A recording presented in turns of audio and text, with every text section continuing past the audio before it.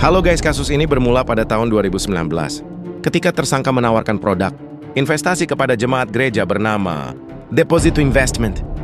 Produk tersebut diklaim memberikan bunga hingga 8% per tahun, jauh di atas rata-rata bunga perbankan yang berkisar 3 hingga 4%. Direktur Reserse Kriminal Khusus Polda Sumatera Utara, Kombes Pol Rahmat Budi Handoko, menjelaskan bahwa produk tersebut sebenarnya tidak pernah ada dalam sistem resmi perbankan.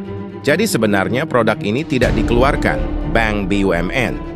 Namun beliau mengatakan bahwa ada produk yang dapat memberikan bunga sebesar 8% per tahun, ujar Rahmat. Untuk meyakinkan korban, tersangka diduga memalsukan dokumen, termasuk bilet deposito dan tanda tangan nasabah. Dana yang dihimpun kemudian dialihkan ke rekening pribadi, keluarga, serta perusahaan milik tersangka. Dia juga mengalihkan dana jemaat ke rekening pribadi, istrinya, dan perusahaan miliknya, ujarnya.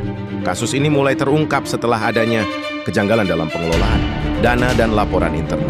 Pimpinan cabang bank kemudian melaporkan dugaan tersebut ke Polda Sumatera Utara pada 26 Februari 2026. Namun tak lama setelah laporan dibuat, tersangka justru melarikan diri ke luar negeri. Artinya 2 hari setelah dilaporkan, dia sudah bergerak lari dari Bali menuju Australia menggunakan pesawat, kata Rahmat. Setelah sempat buron selama sekitar 1 bulan, tersangka akhirnya kembali ke Indonesia secara kooperatif dan langsung diamankan di bandara Kuala Namu pada 30 Maret 2026. Kasus ini menimbulkan dampak besar bagi jemaat Gereja Katolik Paroki AEK Nabara.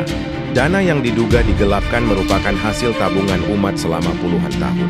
Bendahara Credit Union, CU, Paroki AEK Nabara, Suster Natalia Situmorang, mengungkapkan bahwa dana tersebut dikumpulkan selama 45 tahun. Selama 45 tahun dikumpulkan oleh umat yang sederhana secara ekonomi. Hingga 28 miliar ini Bapak Ibu Kasumat. Ini masa depan anak-anak, ucap Natalia.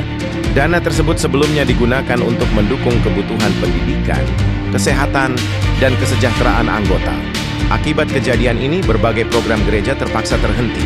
Akibatnya semua berhenti, pembangunan gereja mangkrak, program apapun tak bisa dilakukan, ujarnya. Natalia juga mengaku menanggung beban moral yang berat karena dana tersebut dipercayakan kepada pengurus. Uang ini dipercayakan kepada gereja, tapi di tangan saya dan anggota gereja hilang, katanya.